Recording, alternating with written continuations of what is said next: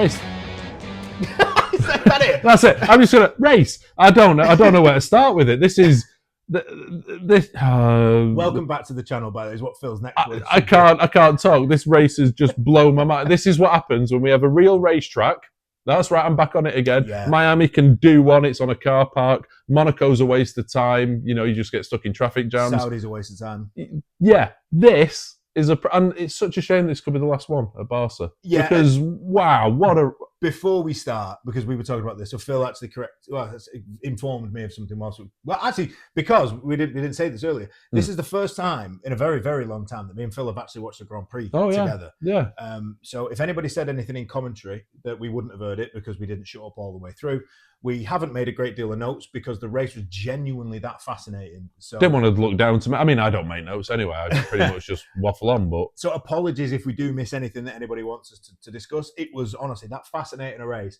We probably don't have enough time to squeeze it all into this. But firstly, wow. Secondly, just watch it. Go and watch it somehow. Please go. This is something that advertises Formula One better than anything you've ever seen. And to be honest with you, I never really liked Barcelona as a racetrack until. Same. No, but for the last few years, I remember it was 2013, Maldonado won, and it was just another fascinating one. But this was race of the season so far for me, and I'm trying to remember one that could contest with it. Probably Australia. But Australia was interesting. It was weather based. Yeah. Race of the season, this for me today. Excitement for what it gave us. And the good thing is we're going into a run now where we've got Canada in that, and Austria in that, and Silverstone, of course, is in that. So. Without dropping a spoiler as well, I will point out, as we've said, we've just watched the Grand Prix. Yep.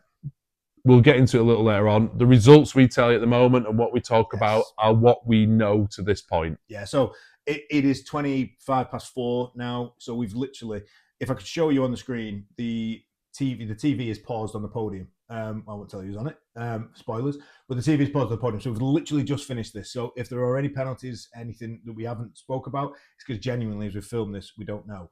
There shouldn't be any more, by the way. There shouldn't is be, what we're. Yeah. If you've watched the qualifying episode, we have said that this is going out earlier just for one reason or another. So we are earlier than we normally are, so we might have missed a bit. So apologies if we have. So what we were talking about before is just the potential that we might not have Spain again. Might not have Barcelona again. Sorry. It's moving to Madrid, another street circuit, because we all love street circuits. Now, I've read somewhere, and I don't know how factual this is. I don't know whether it's going to impact it, but there's something to do with building regs or the time it's taken to build in Madrid, that Barcelona could be a fallback for next year. After this race, I hope it is. In fact, I hope it's not a fallback. I hope the Madrid track is binned and we stay at Barcelona. Since they stopped testing at Barcelona, it's become a much better race. Yeah. And since they took out that chicane, that was awful in the final sector. Since they replaced that for pretty much just flat out, and it allowed you to take the final corner flat out. It's been such a the original. Well, not the original. I know there's much older ones, but the kind of 90s racetrack when things were. And this is the sort of racetrack we want to see. I won't go too much on this rant because we have got a lot to get through with regards to the actual race. Yeah. But maybe if they did what they did in Germany, where they used to swap it between Hockenheim and the Nürburgring, every other year. Maybe if they did, if they want to force, I think they should. If they want to force this Madrid track down our throat, then maybe to get rid of track. We mentioned it. We said please keep Imola. We're again pleading to the FIA. Please keep Barcelona in some like I say. If you do a 1 year Barcelona, 1 year Madrid, please keep this track because. Well, if we're doing half street circuit and an actual racetrack, then can we do Monaco gets a year and then Magny-Cours gets a year and get rid of Monaco slowly? Yeah. And then Miami gets a year and then doesn't get 10. Yeah, I mean, what was wrong? What was wrong with the Indianapolis track, by the way? Well, yeah, other than tyres blowing up on the last corner. Why could you not go Miami, Texas, Cota, Miami, Cota, Miami, Cota? And then bin off Vegas. Well, they're not good. I mean, if me and Phil were in charge of the scheduling, you would have such a good series, such a good season. Kyalami we'd have back. Yeah, we'd have the original Hockenheim. Adelaide is maybe an argument to throw in there. I used to like that track. I like them. Yeah, but it was a street circuit. We've just been banging on about streets. Yeah, fair. Before we got, it was similar to sort of Singapore's a good street circuit. Oh, it is actually. Yeah, so we do have good street circuits. Melbourne's a good street circuit. That's Canada. Yeah, which is semi so we street have circuit. some good street circuits. Spa. Anyway, we're going off on Sorry. On a Right, the race was excellent. Yeah, it was. Let's hurry up and get through the race because if not, we're not going to talk about anything important. And we've got bits like Ant versus Phil and everything to come on. So let's go. Let's fly through it. Sonoda started in the pit lane. We did mention that in the qualifying session. Damage to suspension in qualifying, so we started there. He was then, therefore, the only one who didn't start the race on the soft compound tyre. They weren't the C6. For anyone who's watched some previous episodes and joins in with this joke, they weren't the C6 because everyone lasted longer than 3/4 of a lap. 3 corners. So everybody started on the softs. What was really interesting from the start, like before we'd even started the race, Piastri on the formation lap asked his race engineer if there was a problem with his start procedure. Now, obviously, on the formation, you can't overtake, so it doesn't matter. What was it? 1% out and some. I can't remember what, but it was 1% out, and you talk 1%, minimal, but he altered it after advice from Tom Stellard, and my God, what a start Oscar Piastri got off to. By the way, on that, they didn't hold the lights for long, and I like that. Yeah, that caught everyone, I think, and that was I like that. I like it how that's obviously random. They have to do it, but I like it when they don't keep them for long. It's the one where it's sat for ages, and you just think, "Oh, bored now." Yeah. So great start from Piastri. There was a little bit of to and fro in between sort of Norris, Verstappen, and Russell behind. Leclerc was not staying out of it either, and it made for genuinely. Again, other than Australia, but that first lap was under. Was first lap at Australia under the safety car actually, or did we have first racing lap? Is then what I'm referring to? Yeah. The first racing lap under Australia had some absolute carnage. But what I'm talking about with Spain is it wasn't carnage, it wasn't anything really sort of naughty. It was just we had some phenomenal racing across the whole way. We had an absolutely brilliant battle from the get-go between Fernando Alonso and Nico Hülkenberg. Oh, what? I'd love to see how many overtakes happened on that first lap. You know, I mean that, and again, what I did really like about it is we did have some action up at the front. But what I liked about it is the cameras stuck to that between Alonso. There might have been a bias because it will be a Spanish filming crew and obviously Alonso, so there might have been some bias. But my God, I'm so glad there was. Oh, it was fantastic. Fantastic. And this is why we like tracks like this. We're not being just fed. Oh yeah. Sorry, just on that point, we always wax on about Silverstone being the ultimate racetrack, barring the likes of Le Mans maybe or things like that. But it's because it promotes this kind of raw. It's almost as if the drivers go back in time and become animals. Yeah. In the best possible way. Sorry, it's just that aggression comes out. That and it was hot enough today. I don't know if all the England football team told us it was hot. Took a second from eating crayons to tell us it was hot, so that was really beneficial of him to do so for us. It was hot. And so was the action. There we go. There's a nice little segue. Moving on. I would apologise to Harry Kane, but I don't like him, so I'm not. Sonoda very early stop. We started on the mediums. Came in after 9 laps. Now they did say that the reason for it was balance on the rear end. Yeah, which even so, I still think that's a little bit weird because it set him up for what was. It was destined to be a 3-stop. Yeah, if not more at that early stage to go on softs that early. So I thought it was weird, especially when you consider that they were starting to ask Piastri if you could go as far as 25 laps on a set of softs that he started with. And Sonoda didn't even make it to 10 on a set of mediums. So it was a weird one. Now, this was one, and trust me, I was watching this with a Ferrari fan. The Hamilton-Leclerc thing, they eventually swapped positions on lap 10.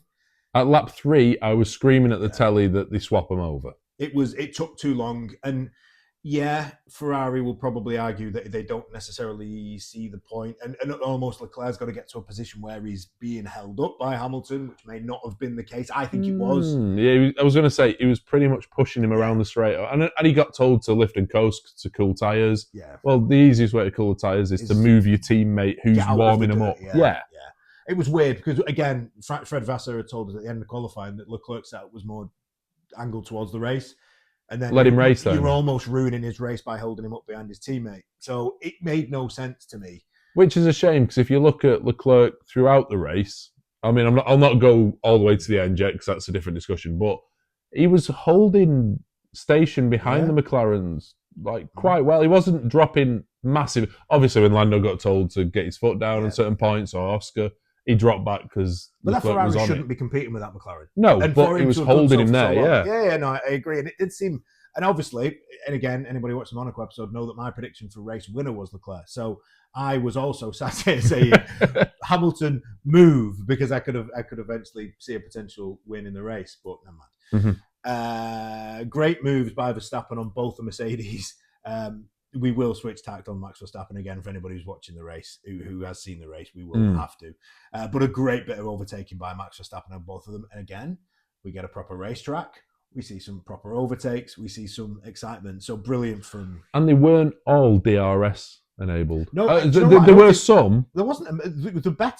The majority of the overtakes weren't. Yeah, a lot of them around the outside of turn 4. No, 3. That was just Alonso, turn 3. Well, no, because the next one I was going to take, because the next one I've written a note on was great move by Hadjar on Behrman. And that was where Behrman got...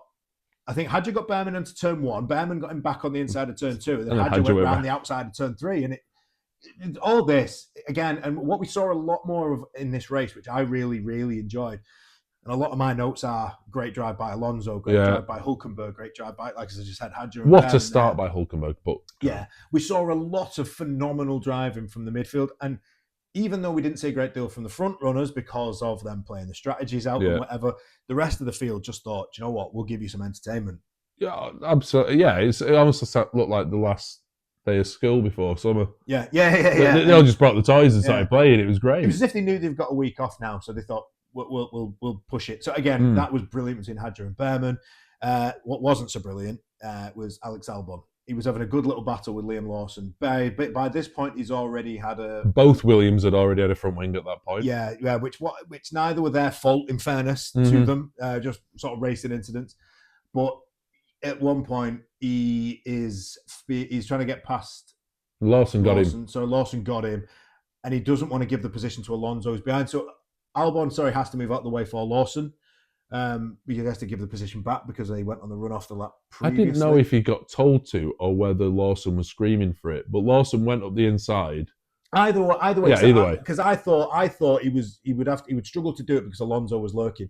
By the way, this was Fernando Alonso's role today. Just lurk behind everybody else doing stuff and see what you could do, and it was magnificent to watch. And anyway, so he lets Lawson gets through. Whether he lets him through or not, he will open to interpretation. But he then just turns straight into him, and it's as if he tries to block off Alonso, but just doesn't give Lawson the actual time to get through. And he just damages his wing for a second time. And what really compounded Alex Albon's day, which would have just been heartbreaking. Very clever by Williams. Well, it was very clever by Williams. Probably the only good thing they did all weekend. And we are big Williams fans, but it's probably the only good thing they did all weekend. Is they brought him in to retire the car, made him serve the 10-second penalty that they knew was coming, and then got him back round to do one more lap, and then they retired the car. No penalty for Canada. No penalty for Canada, exactly. Yeah. So, I mean, it was, and they should go well at Canada. To be fair, they should. Yeah, just disappointing in it. And this is the problem with announcing so many regulation changes for 26. I think in a normal season, Williams would have done something to try and give a better result today. But knowing that they've got to put all the resource to 26, there will be a few teams throughout the course of the season that say this track doesn't suit us. So Ferrari, every single one. You can't say that today. We want ovals. No, you can't say that today. We're going IndyCar. I'm going to defend Ferrari. You can't say that today. Some intrigue towards the end of the race between the Red Bull and McLaren strategies. Again, fair play to Red Bull on this, and we will change our tact later on. But up until this point, fair play to Red Bull, because they probably knew that they weren't going to match McLaren. It wasn't a wheel-to-wheel race, no. This was it. This was... So they thought of doing something else. They put Max onto what was inevitably going to be a 3-stop. There was a chance at one point that they could have made it a 2. I think realistically that was always going to be a 3. Yeah, like Bernie Collins. By the way, another excellent addition to the Sky F1 team. As much as we love Ted, having someone who's been there, done it, very knowledgeable, amazing to listen to. Like she said, the way Verstappen came out of the pits every time, he was like a scolded cat. He wasn't saving any tyres. He was going. Oh, that was their plan. That was their strategy, and fair play, because it also made McLaren. McLaren were never in a position, I don't think, as a McLaren fan, they were never in a position to just manage this race out. Verstappen was always there lurking, and he was always, because he was on a different strategy, he was always closing that gap to Lando, which then meant that Lando had to push probably more than he would have wanted to have done. Which then we saw a couple of times where Lando closed that gap to Piastri to sort of within a second and a half. And then that made then Piastri push, Whether or not that was Piastri getting away from the threat of Lando, or whether that was Piastri pushing because he didn't want to damage Lando's tyres and the team had told him to do so, it doesn't matter. Either way, Verstappen really mixing it up completely threw McLaren, I think, off their game. And again, they still went on to do what they did, but I do think it threw them off the game a little bit. And fair play to Red Bull and Max Verstappen. That's the last time we'll praise Red Bull and Max Verstappen, as we'll get onto in a moment. Behrman versus Lawson was fun. I thought it just seemed to be lap after lap. Them two were trying to overgo one another. And guess who was behind Lawson? Sorry, undertone. Jaws music plays as Fernando Alonso was sneaking in to try and take advantage of anything that he could get. My next comment. Yeah. What was that? Good to see Fernando Alonso driving like a true I champion. actually didn't read that one this time. That's the first time I've not looked at his notes and just copied what was going there. Yeah. It was good, and it was just good to see Alonso actually showing us again, because we had a good racetrack that supported it. But it was good to see Alonso actually showing all that we've seen from him before, that racecraft, that aggression. Yeah, and he was watching two rookies in Behrman and Lawson, and whether you consider Lawson a rookie or not is by the by. But he was watching two younger drivers, and he just kept. He was just waiting for one of them to make a mistake. And I think he went round the outside of cars on turn 4. There was 66. Turn 3. There was 66 laps. I reckon he did it 65 times. No, I'm sure we counted 4 times with him pulling, which in itself is. Answer in the comments if 4's wrong. If you that's once every 15 laps. It was give or take. It was so good to see, and it was just true old school Alonso. Yeah, true. It was an old school race. Actually, I thought it was very great. reminiscent of sort of the 90s. What we often hark back to as a better era for the sport. But it's so good to see Fernando Alonso back like that, and he got points. Oh, sorry, spoiler, but he did. So happy to see him. That was 100%. Nearly our driver of the day. Yeah, we will go on who we thought was driver of the day in a minute, but we'd actually do differ on this. But I'm going to edge with Phil on it when we do get there. But Alonso was, it was so good to watch. It was good. And then we got a bit of excitement. So, as if we didn't have enough. It was just dying down. Other than the Lando Norris incident with the back markers where Max suddenly closed massively. I made a note on this. And then, obviously, Behrman got in the way of Max ever so slightly. Not as much as he had. But, where could they go? I suppose is the argument. Let's make it real racing. Let's ban blue flags. Yeah, it was what do they expect Lawson and Behrman to do? They're still within a race themselves. They're still permitted. They're still going for, what could have. I don't think tail end of the points. I think I don't think it was points at the time, was it? No, but they're still there. Yeah, of course. So they're allowed to race, and I think it frustrated Verstappen, but it would have just frustrated Norris just as much. Look, they're on the racetrack. Unfortunately, you can't turn around to Behrman and say you're not allowed to try that overtake because someone's coming up behind you.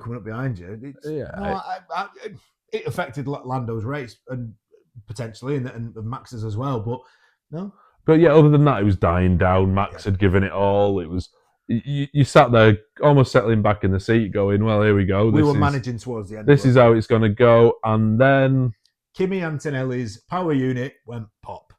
And if we needed more excitement for this race, which trust me, if you haven't watched it, go and watch it because we didn't need more race. That brought out a safety car, which brought everybody into the pits. Now, about lap 55. Was it 50? I was going to say 54. I'm not far off. Because I wondered if this was going to add any more excitement. So I wrote it down, lap 55, and it did. So about 11 or 12 laps left. Wow. So everyone boxed. Yeah. We had... I can't remember what everybody came back on. The McLarens came back on to scrubbed softs from quali. Leclerc went on to scrub softs from quali. Hamilton did two. I was leaving him. Oh, okay, sorry. And Verstappen, much to his disdain, was put. Everyone's disdain, I suppose. Well, was put onto a brand new set of hards.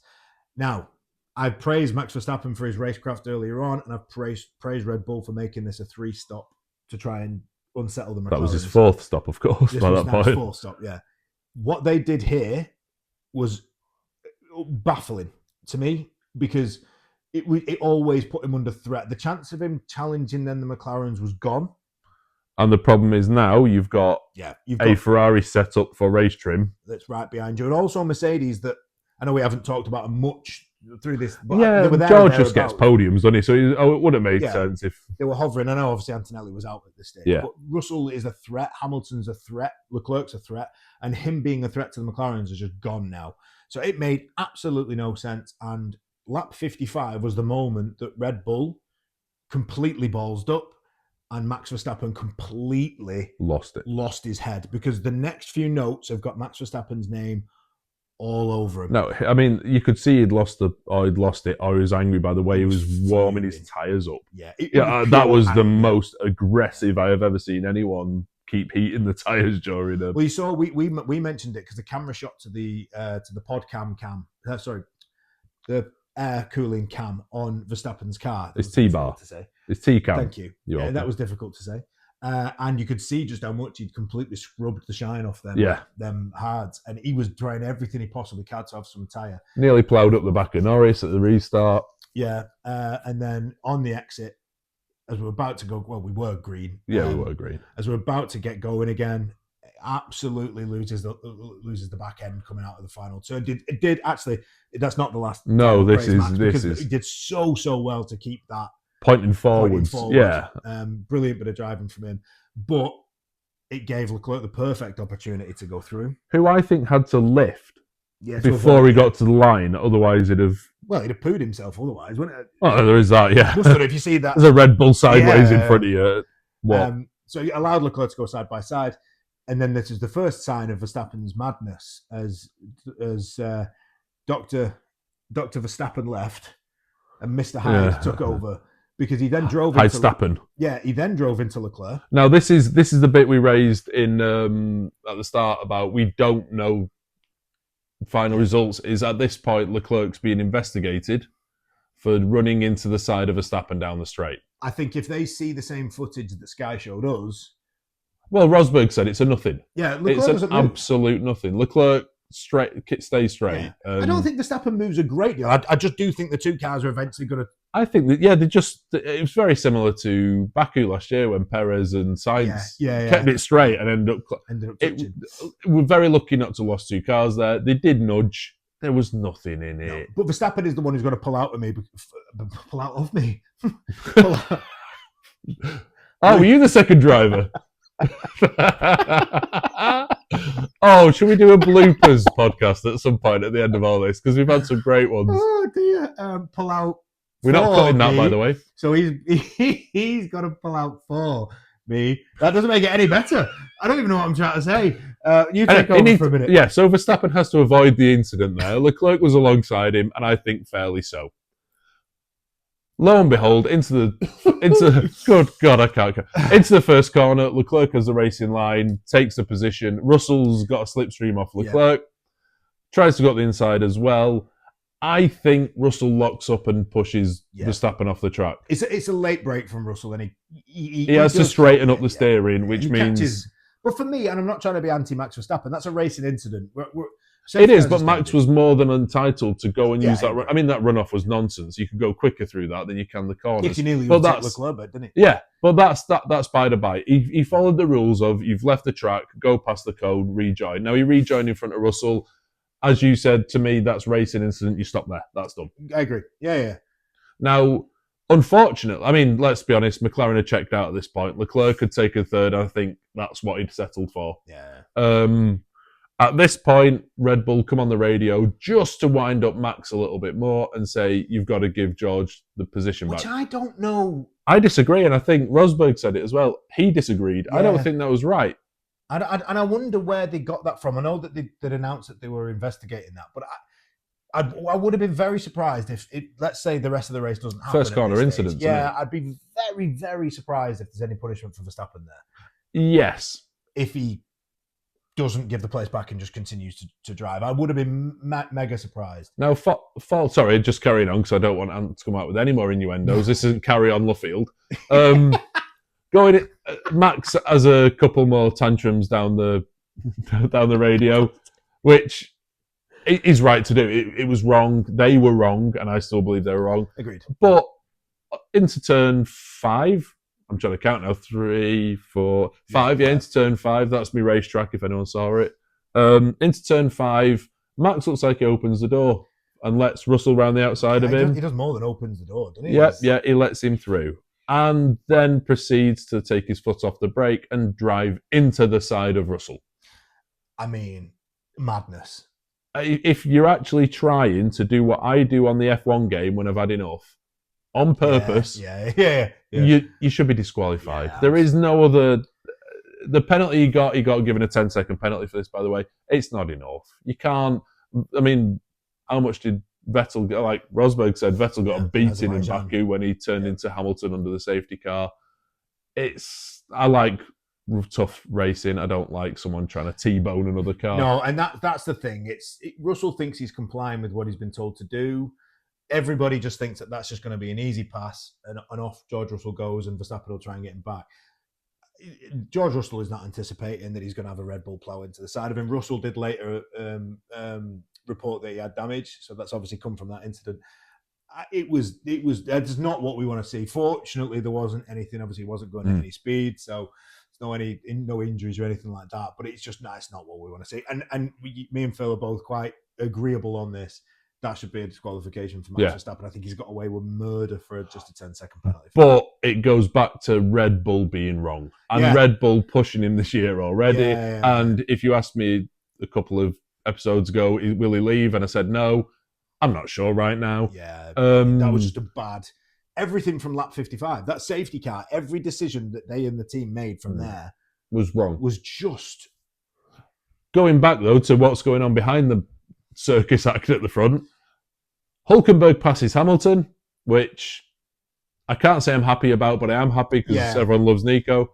And Alonso comes from 13th to 10th in 5 laps or whatever it was. What was really interesting when the safety car was out, they let the lap cars through, and there was a bit where the leading cars were probably in that sort of sector 3, and the unlapped cars now were probably at the end of sector 1, and there was a few. Hamilton even said something like they don't mind wasting time, and there was a few sort of comments, and everybody wanted the race to start, and it was really interesting to hear Fernando Alonso go, no, just wait till we're there. We have to catch up. We have to catch up. Yeah, fair play. Alonso got up to 10th, but with Verstappen's penalty that we mentioned, gets 9th. Hulkenberg finishes 5th after the penalty. Yeah. Absolutely stellar. Class that. Do you want to run through the standings before we do? Well done, Nico Hulkenberg, before we do. Yeah, well done, Nico Hulkenberg. Yes. Well happy to see him up as high. So quick run through the run-ins then, as it finished. Piastri won. We haven't mentioned McLaren that much, actually. They were mega. Everything that got... Well, hang on a minute. The Skybox has just started playing the podium again, if anyone heard that. I crapped myself then. It's like Verstappen was inside of me. The devil of... Nope. It's on mute in case... Sorry, what was going... McLaren were mega. Even Red Bull threw the kitchen sink at them. Norris put a bit of pressure on Piastri, but whenever he did, Piastri disappeared another 2 seconds down the road. That's a champion's drive in my eyes, and yet still the coolest guy on the planet when he got told well done. He did really well. Massive credit, and this will be one of the few times I say this, so make sure you're recording this. McLaren last year at the Spanish Grand Prix were embarrassing. Yeah. To come back and do that's a mega turnaround. A mega turnaround, and good cars should win, and they did. Yeah. Charles Leclerc was third, who is actually my nomination for the driver of the day, which is where I said before that me and Phil may differ our opinion on this. Charles Leclerc was driver of the day for me. I genuinely think from 7th to 3rd, yes, we've touched on that Ferrari had a race set up more in favour of than quali. But no, brilliant from Charles Leclerc. I thought to do that.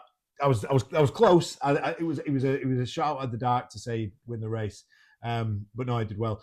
Russell 4th, Hulkenberg 5th, as we've just praised. No, there's the real driver of the day in my eyes. To drag the car around, which we've questioned all year, let's put it that way, without going back to what we've said. Amazing. And he looked on form, and he was willing to fight for everything. Oh, that's how it looked. The early battles, as we said earlier on, the early battles with Alonso and a few others along the way. So this is where I'm going to bow down to Phil on this, and I'm going to say, yeah, Nico Hulkenberg is driver of the day for us, but Charles Leclerc's not far off. No. Hamilton in 6th, bit disappointed, obviously, to lose 5th to Hulkenberg towards the end. Hadjar 7th again. It was quiet, actually, this weekend, but still to finish 7th. Top it up with the points again. Still beat one of the Red Bulls, by the way. In fact, both, actually, when you consider. Gasly was 8th. Alonso finished 9th, so World Championship points for Fernando Alonso. Congratulations. And Max Verstappen, with his 10-second penalty, finished 10th. A lenient penalty. A very lenient penalty. Should have been a disqualification for me. He's got a point there that he shouldn't have got, if I'm honest. Then just outside the points, I'll quickly run through these. Lawson 11th, Bortoleto 12th, Sonoda 13th, Sainz 14th, who did well, actually, considering there was no pace. Yeah. Colapinto 15th, Ocon 16th, and Ollie Behrman was the last finisher. For retirements, we had Kimi Antonelli, where it went pop. Albon just gave up, and I don't blame him. And obviously, we had a DNS, so I did not even start for Lance Stroll. So quickly to run through the Drivers' Championship then. Piastri leads with 186 points, restoring a 10-point lead. Norris is in second with 176. Verstappen now 49 points behind. Piastri with 137. Russell in 4th with 111. Leclerc moving up to 5th with 94 points. Hulkenberg got himself up to 11th place with 16th. And as we touched on, first points of the season for Fernando Alonso in 18th with 2. For the constructors, McLaren running away with it now. 362 points in first place. Ferrari up to second, 165. Mercedes now 159. And Red Bull dropping to 4th with 144. So not at risk not only not competing with McLaren, but not competing for second too. Sauber are now level with Aston Martin, both on 16 points. All of Sauber's points have come from Hulkenberg, which goes against my Gabriel Bortoleto argument. Okay, so moving on to Ant versus Phil. Round 1, fight! So Phil 2 on behalf of Phil 1, voted for Norris to win. I voted for Leclerc to win, and though he did a great job to get from 7th to 3rd, third is not a win. Neither is second, but we will use the countback rule, which gives Phil the nod for this weekend. So well done to Phil. So it is 3-2 now as we go into Canada. Predictions for Canada? Piastri. Okay, Phil's going to go Piastri. Seems like a fair bet, a safe bet at the minute. I'm going to go for McLaren head-to-head. I know that's a little bit boring at the minute, but I'm also going to go for McLaren, so I'm going to go for Lando Norris. Thank you for joining us for this episode of View from Luffield. And next week, we will have a special because there is no race next weekend. So next week, there will be a special. Phil's going to talk to us about a trip he had last year to Maranello. So for any Ferrari fans out there, this is an absolute must-watch. We'll have some pictures in the background of everything Phil did whilst he was over there. And as you can imagine, for a Ferrari fan like him, it was a bit of a mega trip. So that will be next week. But as for us, for the Spanish Grand Prix, we hope you enjoyed the episode. We hope you enjoyed the race. We did. We definitely did, yeah. And we'll see you next time. Cheers, guys. Cheers, thank you.